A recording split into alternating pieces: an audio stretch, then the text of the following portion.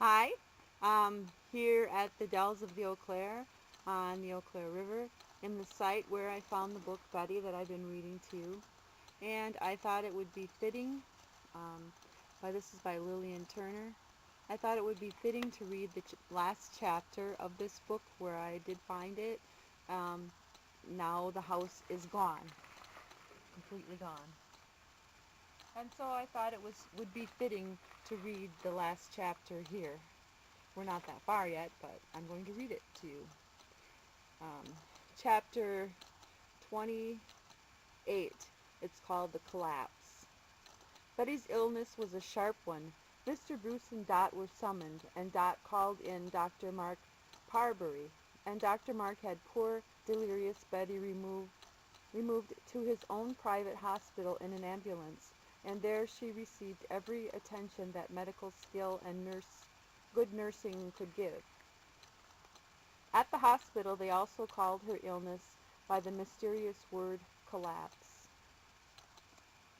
Complete breakdown, body and mind, said Dr. Mark. If the foolish child had only given herself even proper food and exercise, this would have never happened. People of Betty's make are never fit to look after themselves. While she was in the hospital, there came another letter in a blue envelope to her, a letter with the stamp of a firm of Sydney solicitors upon it, and it was forwarded to her father to be opened, for Betty was not trusted with letters just then. And this letter had such news that it upset Mr. Bruce, Dot, and all the family of Bruces, excepting only the babies. In the fortnight Betty was pronounced convalescent, and she was sent home to Dot to be nursed.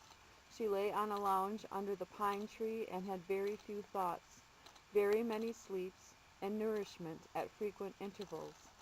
On the third day she carried a pencil and some paper out with her, and began to scribble and grow pink-cheeked and dreamy-eyed by reason of the scribbling.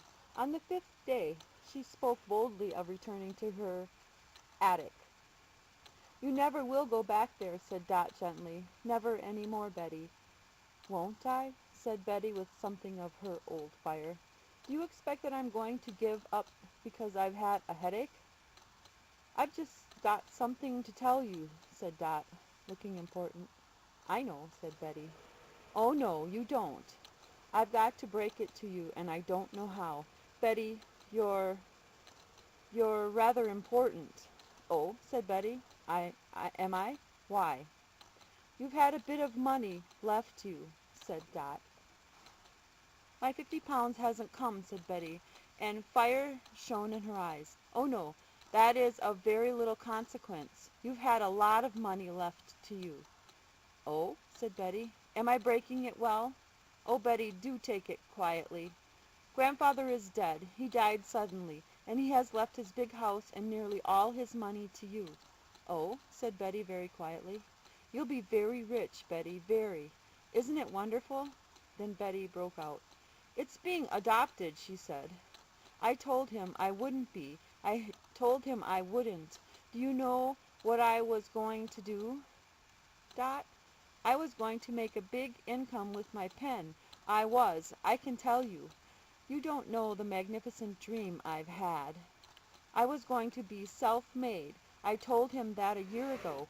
You might have been making 200,000 a year by the time you were 60, said Dot skeptically. "To tell you the truth, I don't believe in your self-made woman."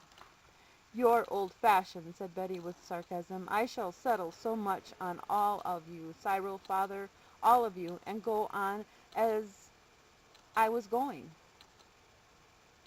"It's no use being mad," said Dot.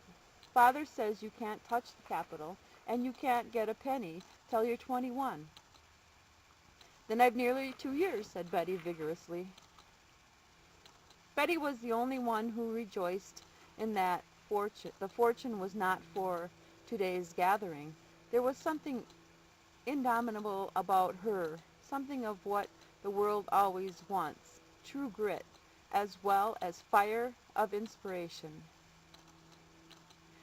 In 6 weeks from the time of her breakdown, she was back in her attic again, blithely climbing her 5 flights of stairs, and there came to her from over the water a check for $50 million,